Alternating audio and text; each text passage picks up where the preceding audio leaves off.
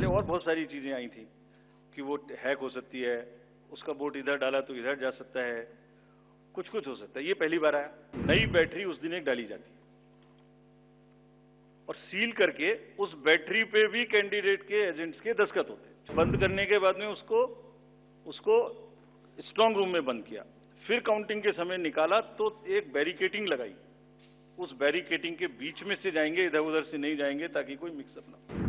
EVM के बारे में आपने फिर से पूछा।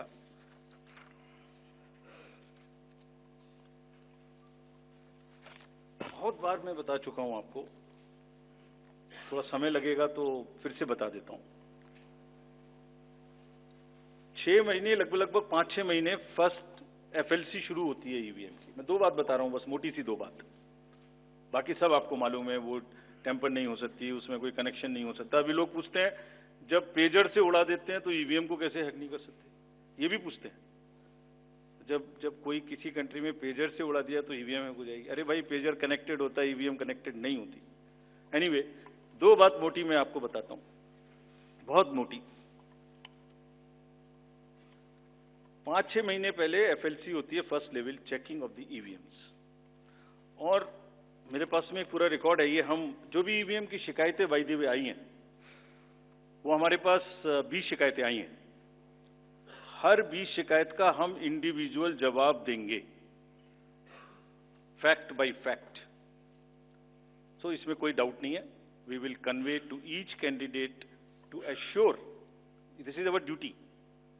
एक्चुअली हमारी ड्यूटी है कि अगर कैंडिडेट ये पूछ रहे हैं कि आप बताइए, तो हम उन्हें बताएंगे, निश्चित रूप से बताएंगे, लिख के बताएंगे, पूरा डिटेल्ड बताएंगे और जल्दी ही बताएंगे। तो I am not going to individual cases, और उन सबको पब्लिश भी कर देंगे ताकि आप सबको भी पता लग जाए। But first level checking, randomisation, second randomisation, storage में रखना, स्टोरेज से बाहर निकालना, कमीशनिंग करना, कमीशनिंग के बाद वापिस स्टोरेज में रखना, फिर उसको पोलिंग डिस्पर्सल के दिन ले जाना, फिर उसको बूथ पे पहुंचाना, बूथ पे पूरा दिन वोटिंग कराना, फिर सील करना, फिर वापस स्टोरेज में रखना, फिर काउंटिंग के दिन निकालना, फिर पूरे दिन दिखाना। इसमें हर समय पर पॉलिटिकल पार्टी या उस कैंडिडेट या उसका एजेंट मौजूद रहते हैं।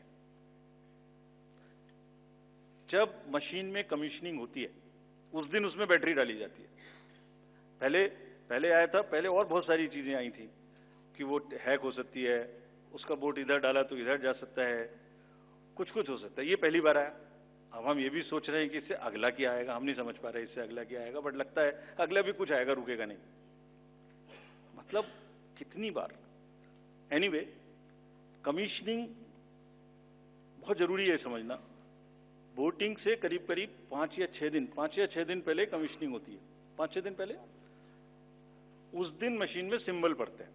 तो अब मशीन में अभी तक नई बैटरी उस दिन एक डाली जाती है और सील करके उस बैटरी पे भी कैंडिडेट के एजेंट्स के दस्तखत होते हैं। छोड़िए, मशीन पे तो होंगे ही होंगे, हमें भी नहीं पता, हमने भी पता नहीं कब बनाया था ये नियम, हमारे काम आ रहा है अभी कि वो बैटरी पर भी एजेंट के दस्तखत हो। और अब कमीशनिंग के बाद, क्योंकि 5 ही दिन बचे हैं और इसमें सिंबल लोड हो चुके हैं, ये उनके सामने में स्ट्रांग रूम में जाएगी, डबल लॉक लगेगा, 3 लेयर की सिक्योरिटी रहेगी, 3 लेयर की, जिसमें सीएपीएफ भी शामिल होगी, मस्ट है। ऑब्जर्वर होंगे। उसके बाद जब वो पोलिंग के डिस्ट्रीब्यूशन के दिन निकलेंगी, उस दिन फिर यही प्रोसेस होगा। सारा प्रोसेस वीडियोग्राफ होगा। यानी वीडियोग्राफ होने के बाद फिर वो फील्ड में पहुंचेंगे, सेक्टर मजिस्ट्रेट साथ में रहेंगे, फिर कैंडिडेट के एजेंट साथ में रहेंगे, फिर वहां पहुंचेगी, फिर कहेंगे भाई देख लो इसको, सब ठीक है, जो आपको नंबर दिया, हाँ, और उसके नंबर भी सबसे शेयर किए जाएंगे। इस नंबर की मशीन इस बूथ पे जाएगी। फिर जब वो बूथ पे पहुंच गई तो कहें भाई मिला लो आप, इसी नंबर की है कि नहीं है, वोट भी डाल के देख लो 50 ठीक है कि नहीं है।